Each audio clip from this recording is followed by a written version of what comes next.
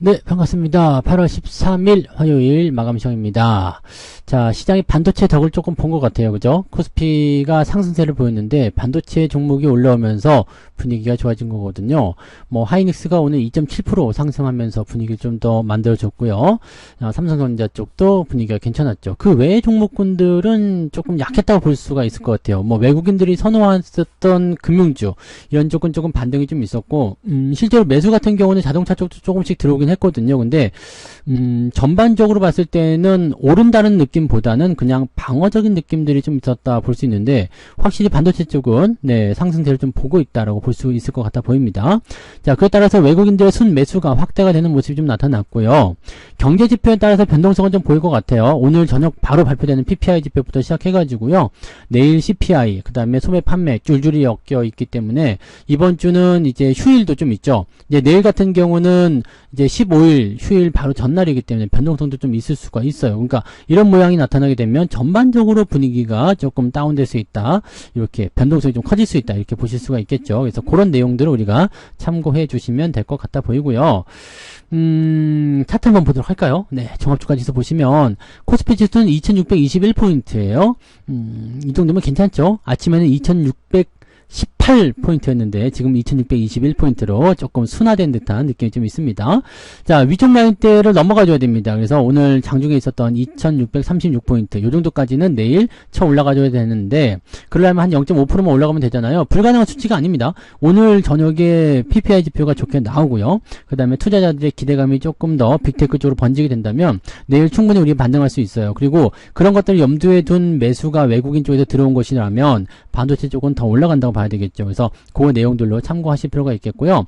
오늘처럼 이렇게 뭐 그 바이오 쪽이나 이렇게 개인들이 좀 선호했었던 단기 상승 종목군들이 떨어지기 시작하면 분위기는 조금 달라질 수 있습니다. 그래서 그런 내용들도 같이 체크하실 필요는 있습니다. 오늘 분봉 상황 보시면은 후반부에 조금 올라가긴 했는데요. 매수 포인트가 일단 반도체 쪽으로 해서 시장을 끌어올리는 형태로만 만들어졌잖아요. 또 외국인들이 막판에 매수가 좀 들어갔었고 기관들은 매도가 나왔잖아요. 이런 부분이 있어서 약간 좀 혼란스럽습니다. 그래서 매수 포인트가 14시부터는 좀 잡아도 될 뻔 하긴 했는데 좀 더 지켜보자. 이게 조금 더 나을 것 같아 보였습니다. 그리고 15일날을 앞둔 시점에서 변동성이 좀 보이게 되면 16일 같은 경우는 또 주말이란 말이죠. 그러니까 주말이 두 번 있는 정도의 변동성이기 때문에 약간은 네, 좀 위축될 수 있는 그런 가능성이 좀 있다 보셔야 됩니다.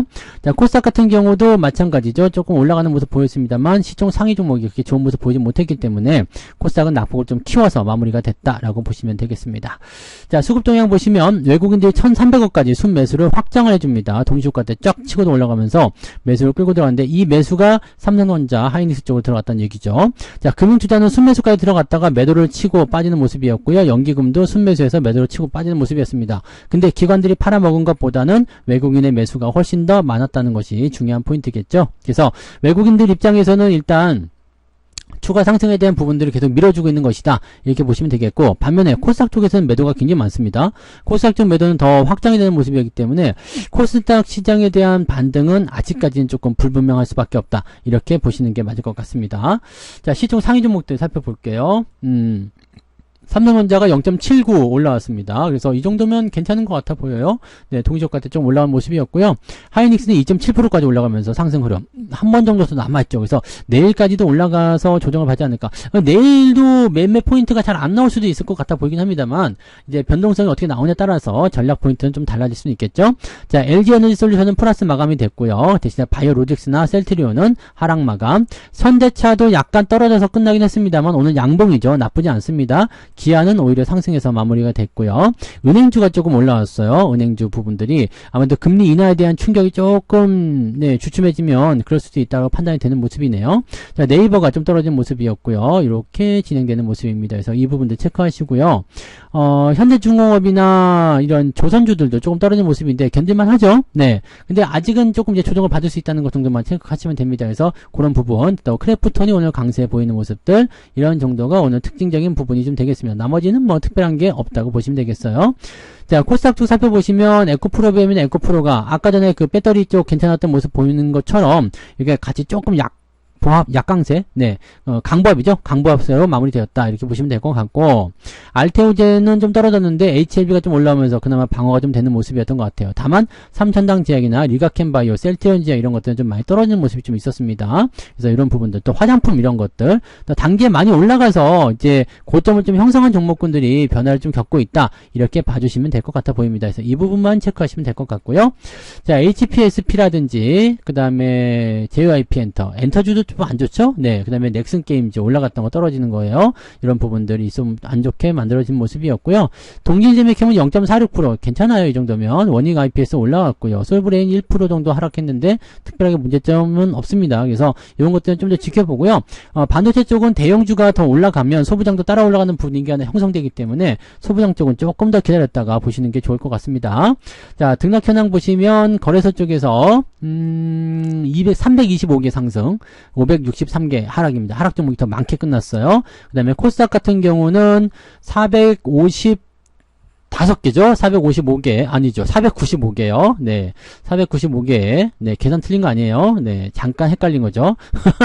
495개 종목이, 네. 상승이고요. 네. 1072개 종목이 오늘 하락을 했습니다. 여기도 마찬가지네요. 하락 종목의 숫자가 월등히 좀 많은 편이다. 근데 아침처럼 이렇게 막 크게 차이 나거나 그런 형태의 느낌은 아닌 것 같아 보이고요. 그죠? 네. 그래서 이 정도면은 그래도 괜찮은 것 같아 보여지긴 하는데 한번 두고 봐야 되겠죠. 자, 그 다음에 상승률 한번 볼게요. 상승률은 셀레믹스 뭐 이런 거 지금 보시면 시총 되게 작은 거예요. 1000억 안 되는 것들 위주로 오늘 상한가가 좀 일어났다 보시면 되겠고요. 변동성이 좀 커진 종목들은 대부분이 시총이 작다라는 것을 참고하시면 될 것 같습니다. 어디 갔어요? 자, 보자. 어디 갔지? 있다. 그죠? 네. 그래서 이렇게 됐고요. 9% 이상 올라간 종목이 숫자가 많지가 않습니다. 28개밖에 안 됩니다. 그래서 오늘은 상승이 큰 종목이 많지 않았다라고 보실 필요가 있을 것 같습니다. 자, 그 다음에 쭉 내려보시면 1.96. 이것도 좀 그러네요. 오늘 마이너스 낙수 확률이 좀 높을 것 같아요. 1.96밖에 안 되네요. 자, 하락률 보시면 이거 CNH가 하한가 그냥 마무리됐고요. 잉글 우드랩, 코스맥스, 화장품 쪽하고 제약 이런 쪽, 이슈가 있었던, 좀 많이 내렸어요. 그다음에 진원생명과학이나 이런 것들, 네, 이런 것들도 지금 하락세를 보였다는 거. 그러니까 코로나 관련한 종목군들이 단계 좀 올랐던 부분을 좀 꺾어 내리는 모습이 좀 있었다 보셔야 됩니다. 유튜바이오도 지금 28개. 그러니까 하락한 종목이 28개면은 상승하고 비슷해요. 근데 이거는 원래는 상승이 하락보다 훨씬 많아야 되는 게 정상이거든요. 그래서 오늘은 하락 포인트가 좀 있을 것 같아요. 자, 3.49나 늘어나죠. 그러니까 1.5% 정도, 그죠? 마이너스 1.5% 정도 오늘 하락 포인트가 만들어질 수 있다. 이렇게 보시면 됩니다. 근데, 네, 저는 계좌가 오늘 올랐죠. 네, 오늘 계좌가 올랐습니다. 얼마나 올랐을까 보면은 한 1% 조금, 네, 1% 조금 넘게 오른 것 같아요. 한 1.1%, 1.0, 한 1% 올랐다 보시면 되겠네요. 1% 정도 계좌가 올랐습니다. 마지막에 이제 반도체, 그 다음에 ST7 쪽에서 반등이 좀 있어줬기 때문에, 네, 이쪽에서 좀 강세가 있었어요. 그래서 오늘 계좌가 저는 한 1% 정도 올라갔다. 다들 그 정도 오르셨죠? 네. 그러니까 오늘 계좌가 마이너스 1.5% 정도 나와도 정상인 상황인데, 계좌가 플러스 1% 났다. 이거 누구 때문이에요? 반도체 때문이죠. 네, 또 다르게 보면 성투사 때문, 네, 저 때문이라고, 네, 제덕입니다! 라고 생각하시면 좋을 것 같습니다. 자, 수급 동향을 빨리 넘어가 보도록 할게요. 네. 수급 동향 보시면 기관 쪽에서는 레버리지 매수 있고요. 현대로템 이런 식으로 되어 있는데 기관적 매수는 특이사항은 없어요. 매수가 많지 않았기 때문에 매도는 고버스 매도, 삼성전자 매도 좀 있는데 물량 작죠. 하이닉스는 거의 무시해도 되는 정도. 그래서 매도가 좀 있긴 있습니다만 크지 않았고요. 대신에 골고루 매도가 좀 있었어요. 네, 오늘 하락한 종목들 위주로 매도가 좀 있었던 것 같다 보여지고요. 금융투자놈들이 하이닉스하고 삼성전자 팔아먹었죠. 그 다음에 연기금도 조금 팔아먹었을 것 같은데 연기금들은 딱히 없네요. 네, 그럼 투신인가요? 네, 투신에서 매도가 좀 있었고. 근데 실질적으로는 이제 금융투자가 주범이라고 보시면 될 것 같습니다. 그래서 오늘은 이제 삼성전자, 하이닉스의 매도가 있었던 부분들이 그렇게 작용이 됐다 보시면 되고요. 규모는 크지 않기 때문에 크게 걱정하실 필요는 없습니다. 반면 외국인들은 삼성전자 1,400억 순매수, 크래프톤 1,000억 원 순매수, 하이닉스 900억, 현대로템, 금융, 현대차, 기아차 다 사들였습니다. 그래서 여러분들이 종목을 매수하실 때 외국인들의 수급 동향을 체크하면서 들어가시면 어지간해서 손해 잘 안 봅니다. 그래서 이런 부분들 잘 보시면 되고 매도는요, 네이버 네이버 조심하셔야 됩니다. 셀트리온, 한미반도체, 코스맥스 이렇게 떨어진 종목들 위주로 매도가 다 있었고요. 특별하게 뭐 2차전지에 집중됐다 아니면 바이오에 집중됐다 이런 게 아니라 골고루 매도가 좀 있었어요. 그래서 조금 이제 업황이 안 좋거나 주가가 좀 떨어지고 있었던 그 형태에 있었던 종목군들 위주로 매도가 좀 진행된 것 같다 이렇게 보여지는 모습입니다. 참고하시면 되겠고요.